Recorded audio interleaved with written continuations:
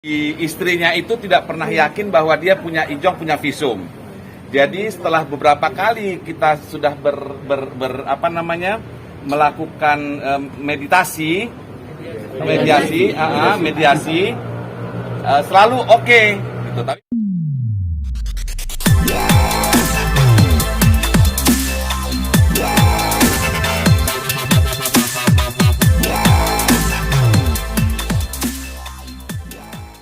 sampaikan,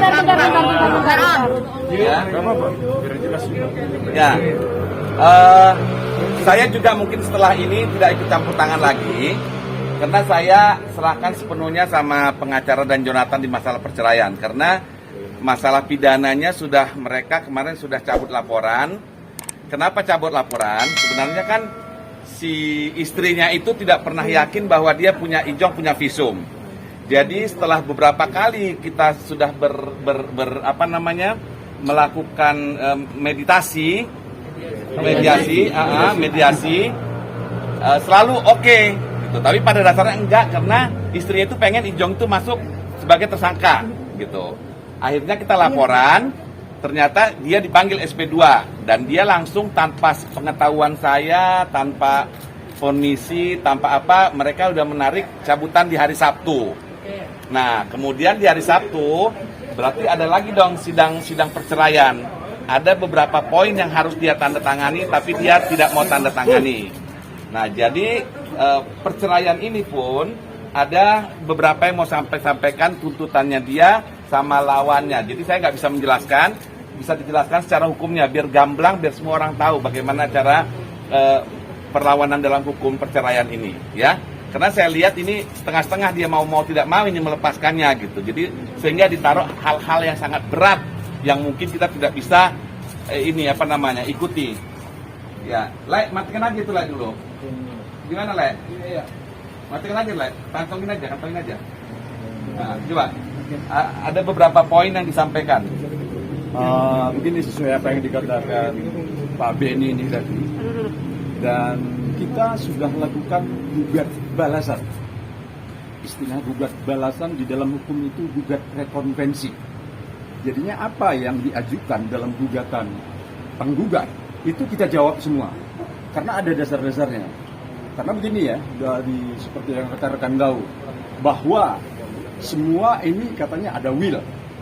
Itu juga kita minta untuk dibuktikan di peradilan ini. Dan begitu juga mengenai, mungkin rekan-rekan wartawan tahu bahwa yang melakukan gugatan itu adalah istri. Itu dasar kita. Istri di dalam hukum Islam itu harus, kalau dia siap menggugat suami, maka dia siap membiayai atau hadana. Itu ada pasalnya. Itu pasalnya. Minta tuntutan kepada suami. Ya, jadinya ini semua ini kita buat gugatan dalam rekonvensi ya. Tapi ini inti dasar. Jadinya apa yang dimasukkan dalam gugatan lawan itu kita bantah semua. Begitu juga mengenai anak, mengenai karena di sini di dalam gugatan beliau ini kita udah masuk materi perkara, maka saya berbicara. Jadinya di dalam materi itu pihak penggugat tidak mengajukan pemeliharaan. Ada pasal 105 hukum Islam itu dikatakan memang benar 105, anak yang belum di bawah umur itu hak ibunya. Tapi di dalam amar putusan atau permohonan amar putusan gugatan itu tidak diminta oleh penggugat untuk pemeliharaan. Yang diminta adalah perwalian. Tolong digarisbawahi. Itu kita tolak. Perwalian itu ya beda dengan pemeliharaan. Nah, jadinya perwalian itu ada di pasal 107. Jadinya inilah satu ya, kita tidak berbicara ya mungkin mengenai yang lain-lainnya, semua kita bantah sesuai dengan dasar-dasar hukum yang ada. Jadi di samping itu juga semua yang apa-apa yang diajukan oleh penggugat kita bantah. Jadinya kita bantah gugat kembali. Kita minta majelis hakim mohon mempertimbangkan pertimbangan hukum kita yang sudah ada dasar-dasarnya. Ya, 105 memang itu benar. 105 itu benar dikatakan bahwa anak yang di bawah umur adalah haknya kepada ibunya. Tapinya di dalam amarnya itu tidak diminta. Akhirnya kita gugat balik, kita yang minta agar anak yang di bawah umur itu kita yang melakukan pemeliharaannya. Nah, mungkin ada pertanyaan lain, nanti terlampau lebar nanti saya. Mungkin Gugatan rekomendasi ini udah ditanggapi oleh pihak belum. Jadinya mungkin begini, perlu saya katakan. Gugatan rekonvensi itu bisa dimasukkan di dalam sebelum adanya kamera jawab. bang. Jadinya gugatan rekonvensi itu bisa dimasukkan di dalam jawaban. Kita masukkan sekarang dalam jawaban, berikut juga gugatan rekonvensi. Itu menurut hukum acara.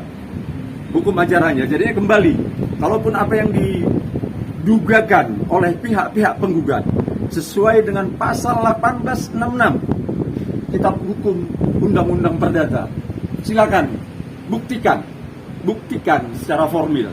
Kita mau cari, kalau di perdata adalah pembuktian secara formil. Nah, Bukankah kewajiban ayah menafkahi anaknya, Bang? nah, kembali, kalau saya katakan di pasal 156 itu ada, tapi poin A, apabila istri mengajukan gugatan, maka istri harus siap. Ya. Itu kata hukum Islam. Ya, kata hukum Islam harus siap untuk melakukan pembiayaan. Malah kalau ditarik nanti sampai A, B, C, D-nya, memang ada dituliskan bahwa klien kami tidak bisa siap memberikan apa, tapi nggak bisa dipaksa sekian begitu.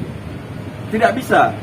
Jadinya di sini ya kita minta ya, oke, sesuai dengan pasal 156 ini, klien kami saudara Ijong ya semampunya. Tapi saya yakin lah, Karena sedikit saya tambahkan, kalau Ijong itu kan bukan pegawai negeri ya.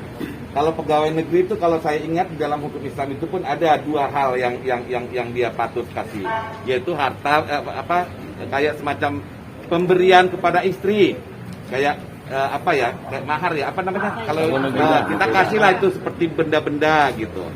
Nah, kalau di dalam yang kedua bahwa Ijong itu kan pekerjaannya artis. Ada syuting, ya ada uang. Kalau enggak, ya dia nggak punya uang, kan begitu. Jadi artinya dia akan mencukupi sesuai dengan kemampuannya. Tapi kalau si Ijong itu pegawai negeri, ya itu sudah dimasukkan ke dalam undang-undang kita bahwa ada dipotong gajinya buat anaknya. ini saya tambahin lagi. Kecuali ya seperti ada pertanyaan teman-teman tadi, ini kalau Ijong yang menggugat, maka diwajibkan dia melakukan pembiayaan anak-anaknya. Hadana. Tapi nanti jadi ditarik pula ganti gugatannya. Enggak. Udah tidak bisa. Sudah tidak bisa. Ini hukum acara. Kalau bisa tarik menarik ini nanti udah nggak bener. Loh, siapa tahu ya nggak? Hukum ini ada aturan acaranya. Kecuali tadi dia menarik gugatan sebelum kami masukkan jawaban dan rekonvensi. Berarti Ini cerai harus ya? berjalan terus. Berarti cerai Jadi ya? begini, dari segini juga. Itu kalau suami yang melakukan talak cerai, maka suami siap-siap memberikan hadanah. Itu 149 kompilasi hukum Islam. 156 istri gugat suami, ya harus berpikir dong. Siap-siap gugat suami berarti udah siap segalanya. Itu di poin A-nya. Kemudian lagi 105, ya, pasal 105 itu anak yang belum 12 tahun seperti saya katakan tadi. Kemudian ada pertanyaan-pertanyaan teman kemarin waktu ada konferen kemarin, itu mengenai Ijong kenapa satu atap rumah. Ya mungkin seperti dikatakan, saya tidak berbicara mengenai pidananya. Kami ajukan selaku kuasa hukum agar Ijong itu bisa bebas. Itu ada tertulis di pasal 136. Jadinya Ijong bisa keluar, bisa masuk. Kalau terjadi keributan, perkelahian, itu salah juga kalau nggak kita ajukan. Jadinya kami mohon nanti tanggal 14, nanti itu ya mudah-mudahan ya 28 nanti itu mudah-mudahan kita ajukan. Nggak mungkin kita ajukan di dalam amar putusan karena belum tahu pihak sana nanti akan melakukan perlawanan melalui duplik lagi, dan belum tentu putus juga perceraian ini di pengadilan agama ini aja. Bisa-bisa salah satu pihak banding dan tidak puas dengan banding, kasasi. Apabila diperbiarkan begini dengan adanya laporan-laporan KDRT, kalau terjadi tindak pidana di rumah itu, siapa yang tanggung jawab? Tapi di pasal 136 sudah kami mohonkan, dan tanggal 28 nanti kami ajukan permohonan itu agar klien kami saudara Ijong itu bisa, kalau ribut ya dia keluar, jangan nanti dikatakan dia menelantarkan anak. Nah, jadinya itu dasar kita.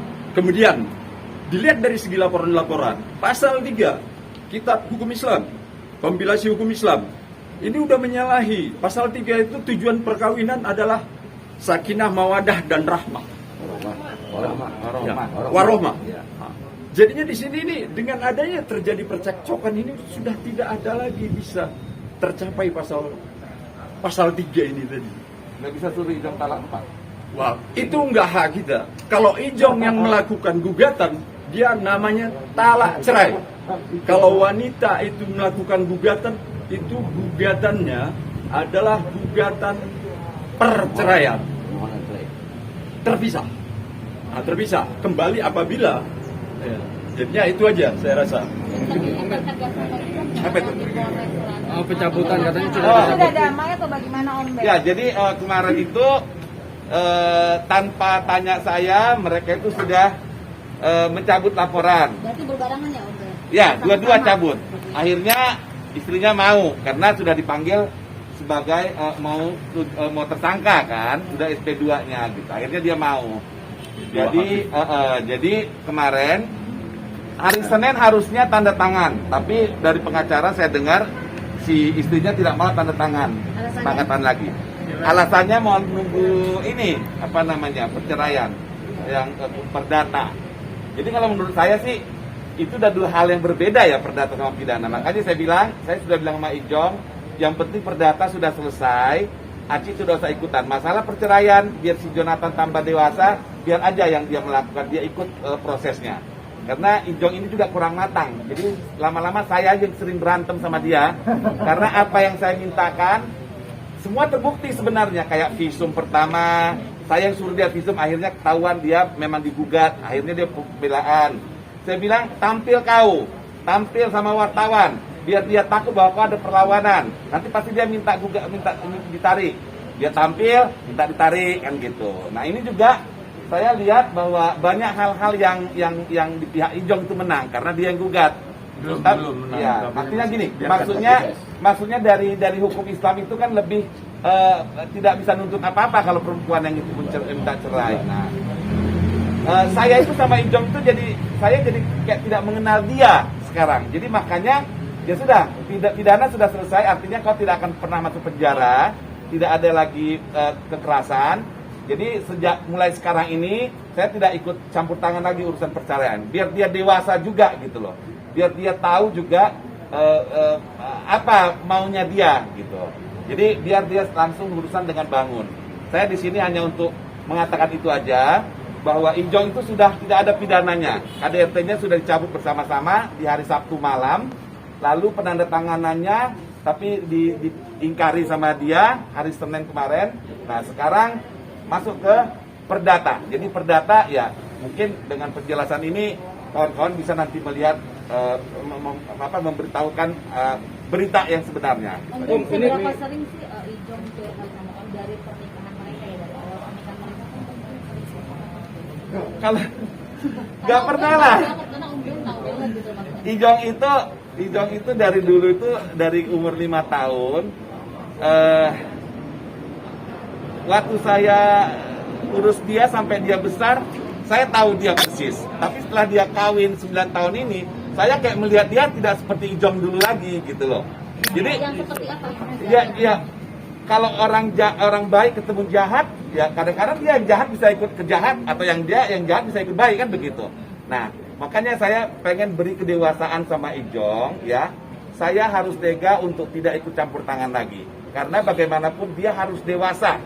Gitu loh. Dia itu sangat susah untuk untuk membicarakan tentang keluarganya yang lagi kisruh. Kan dia artis. Ya nggak bisa dong dia diam. Nanti kalian lagi yang malah bikin gosip-gosip yang enggak kan.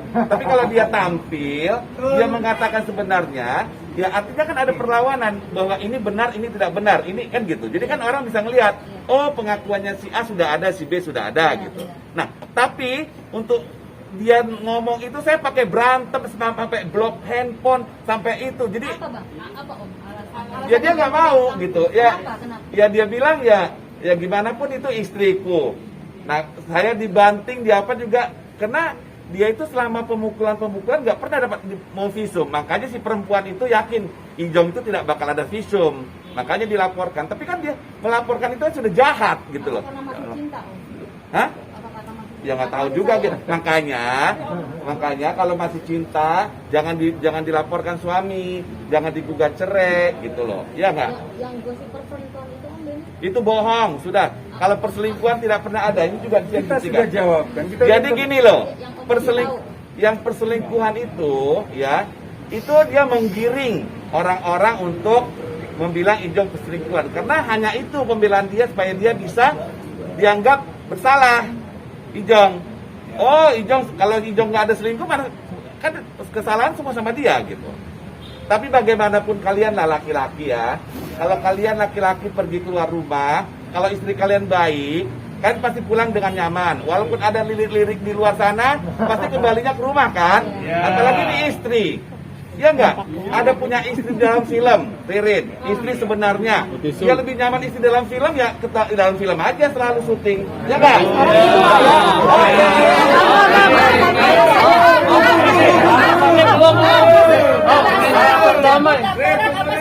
Alasannya apa? Semuanya takut di penjara apa gimana om? Ini damai. Tapi kalau dari pihak Ijong memang mau damai, tapi pihak perempuan kena merasa terancam juga kali, ya. Karena kayaknya cantik. Apa jadi cerai juga atau gimana om? Kalau cerai 1000% saya yakinin cerai. Kenapa? Kenapa sebegitu yakin om? Karena ada hal yang saya tidak bisa bilang di sini, yang Apa itu tuh? sangat rahasia di antara hubungan mereka. Oke?